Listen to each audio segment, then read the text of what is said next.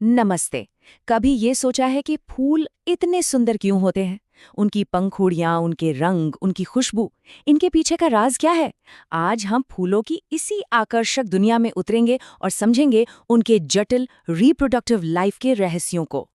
इसी से जुड़ी एक बहुत ही दिलचस्प बात यहाँ कही गई है। ये लाइन हमें सोचने पे मजबूर कर देती है ना? कि फूलों की जो ये खूबसूरती है, ये सिर्फ हमारे देखने के लिए नहीं है। इसका एक बहुत गहरा, बहुत ज़रूरी मकसद है। तो इसका मतलब ये हुआ कि हर रंग, हर खुशबू और हर एक आकार असल में सेक्सुअल रिप्रोडक्शन यानी लैंगिक जनन के लिए एक सोची समझी स्ट्रैटेजी का हिस्सा है। फूलों का असली मिशन अपनी अगली पीढ़ी को बनाना है।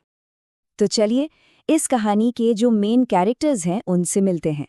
बात करते हैं फूल के नर और मादा यानी male and female reproductive parts की। उन्हें ज़रा करीब से समझते हैं। तो ये है वो दो मुख्य किरदार। एक तरफ है पुंकेसर यानी स्टेमन जो परागकण या पॉलिन बनाता है, और दूसरी तरफ है स्त्री केसर यानी पिस्टल जिसके अंदर भविष्य के बीज छुपे होते हैं।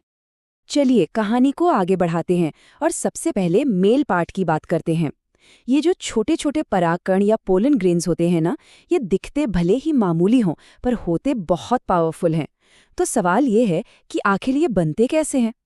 ये पूरी प्रक्रिया, जिसे माइक्रोस्पोरोजेनेसिस कहते हैं, एक बहुत ही सिस्टमैटिक तरीके से होती है। सोचिए, एक माइक्रोस्पोर मदर सेल से शुरुआत होती है। ये सेल मियोसिस के जरिए डिवाइड होकर 4 माइक्रोस्पोर बनाती है, और फिर यही चारों माइक्रोस्पोर मैच्योर होकर पॉलन ग्रेन्स में बदल जाते हैं। और पता है ये पॉलन ग्रेन्स इतने मजबूत क्यों होते हैं? इनकी बाहरी दीवार पर एक कमाल का सब्सटेंस होता है, स्पोरोपोलिनिन। ये इतना ज़्यादा टिकाऊ है, इतना ज़्यादा रेजिस्टेंट है कि इसे दुनिया के सबसे मजबूत ऑर्गेनिक मटेरियल्स में से एक माना जाता है। इसी की वजह से पराग लाखों सालों तक जीवाश्म यानी फॉसिल्स के तौर पर भी बचा रह सकता है। कमाल है ना? तो ये तो हुई नर हिस्से की कहानी। अब चलते हैं मादा हिस्से की तरफ। देखिए, जिस वक्त फूल में पराग कण बन रहे होते हैं, ठीक उसी वक्त अंडाशय यानी ओवरी के अंदर भी एक और कहानी चल रही होती है, एक पैरेलल प्रोसेस। अंडाशय के अंदर होते हैं बीजांड या ओव्यूल्स, और हर बीजांड के अंदर एक बहुत ही खास स्ट्रक्चर होता है जिसे कहते हैं भ्रूण कोश या एम्ब्रियो सैक। इसको ऐसे समझ सकते हैं कि ये पौधे के लिए एक तरह की नर्सरी है जहां भविष्य का बीज पलेगा, बढ़ेगा। और ये कोई मामूली नर्सरी नहीं है, ये एक highly organized 7 celled 8 nucleus structure है। मतलब 7 कोशिकाएं और 8 न्यूक्लियाई, और यहाँ हर सेल का एक खास काम है। एक अंड कोशिका है जो कि फीमेल गैमीट है, उसकी मदद के लिए सहायक कोशिकाएं हैं, और बीच में है 2 ध्रुवीय केंद्रक जिनका काम है आने वाले भ्रूण के लिए खाना तैयार करना। सब कुछ फर्टिलाइजेशन के लिए एकदम परफेक्टली सेट है। तो ठीक है, अब नर युग्मक यानी मेल गैमेट परागकण के अंदर तैयार है और मादा युग्मक यानी एग सेल भ्रूणकोश में इंतजार कर रही है। पर सवाल अब ये है कि ये दोनों मिलेंगे कैसे? यहीं से कहानी का अगला और शायद सबसे चैलेंजिंग हिस्सा शुरू होता है। सोचिए, पौधे तो एक ही जगह पर रहते हैं, वो चल फिर नहीं सकते, तो फिर मीलों दूर मौजूद नर और मादा युग्मक एक दूसरे तक पहुंचते कैसे हैं? ये उनके लिए रिप्रोडक्शन की सबसे बड़ी चुनौती है।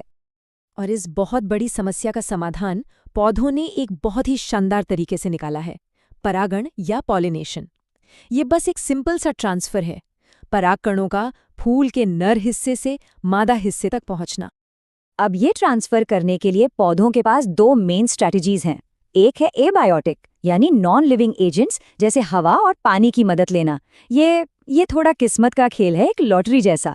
लेकिन ज्यादातर पौधे दूसरी यानी बायोटिक स्ट्रैटेजी अपनाते हैं। वो अपने पार्टनर्स जैसे मधुमक्खियों, तितलियों और पक्षियों को अपने खूबसूरत रंगों, मीठी खुशबू और नेक्टर से लुभाते हैं और उनसे अपना काम करवाते हैं। सो क्लेवर।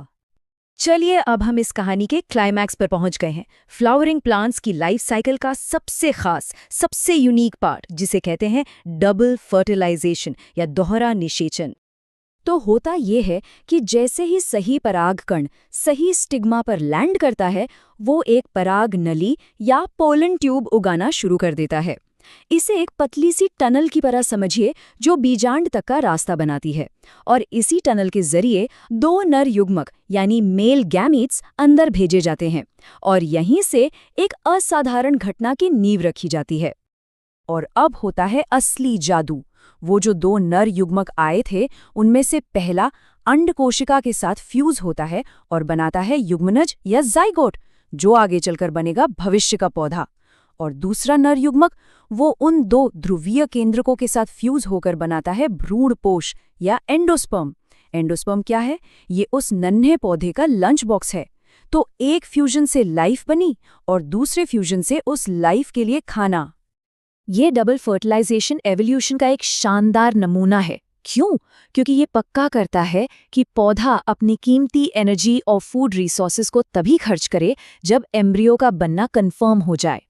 ये एक बहुत ही एफिशिएंट स्ट्रैटेजी है और ये सिर्फ और सिर्फ फ्लावरिंग प्लांट्स में ही मिलती है। तो इस पूरी की पूरी अविश्वसनीय प्रक्रिया का नतीजा क्या निकलता है? नतीजा है बीज और फल का बनना। फर्टिलाइजेशन के बाद फूल का पूरा कायापलट हो जाता है। जो बीजांड यानी ओव्यूल था वो अब बीज बन जाता है, और जो अंडाशय यानी ओवरी था वो बड़ा होकर फल बन जाता है। फल का मुख्य काम क्या है? अंदर के बीजों की हिफाजत करना और उन्हें दूर दूर तक फैलाने में मदद करना।